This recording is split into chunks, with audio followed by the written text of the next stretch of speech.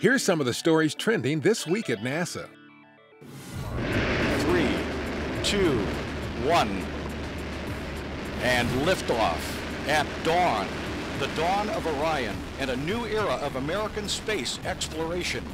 The successful first flight test of NASA's Orion spacecraft on December 5th not only was a historic moment for the agency, but also was a critical step on NASA's journey to Mars. Passing 124 Mach 1. Orion rode to space from Cape Canaveral Air Force Station on a Delta IV Heavy rocket with no crew, but loaded with about 1,200 sensors. The flight test basically was a compilation of the riskiest events that will happen when astronauts fly on Orion on deep space missions. These include radiation, which Orion encountered as it passed through Earth's Van Allen belts.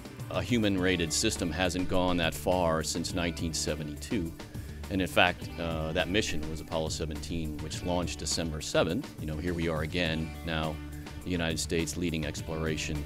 But surviving the 4,000-plus degree Fahrenheit temperatures generated on Orion's return to Earth, its so-called trial by fire, was one of the flight's most crucial tests. The first look looks really good from a data standpoint, but we'll dig through all the data and make sure that everything is there. We'll definitely learn some things from this flight. That's why it was a test flight. It will really help us as we take those next steps into the solar system with humans. As planned, 2 orbits in about 4.5 hours after launch, Orion splashed down in the Pacific Ocean, successfully ending its first flight, while at the same time providing forward momentum for NASA's journey to Mars. This, like I say, is serial number 001 of a storied fleet of vehicles. And when we look back 20, 30 years from now, we can trace it all back to today where it started out with Orion serial number 001.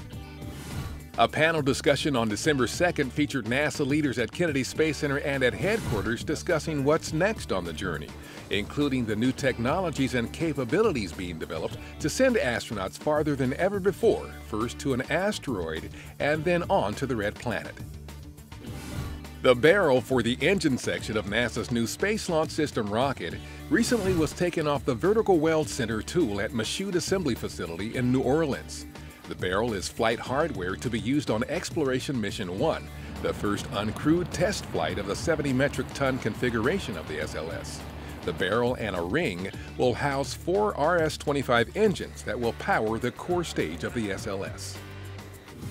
NASA has approved the completion of the first milestone in the Boeing Company's path toward launching NASA astronauts to the International Space Station from U.S. soil again under a groundbreaking commercial crew transportation capability contract. The certification baseline review established a baseline design that includes Boeing's CST-100 spacecraft, a United Launch Alliance Atlas V rocket, and associated ground and mission operations systems. On September 16th, the agency unveiled its selection of Boeing and SpaceX to transport U.S. crews to and from the space station using their CST-100 and Crew Dragon spacecraft, respectively.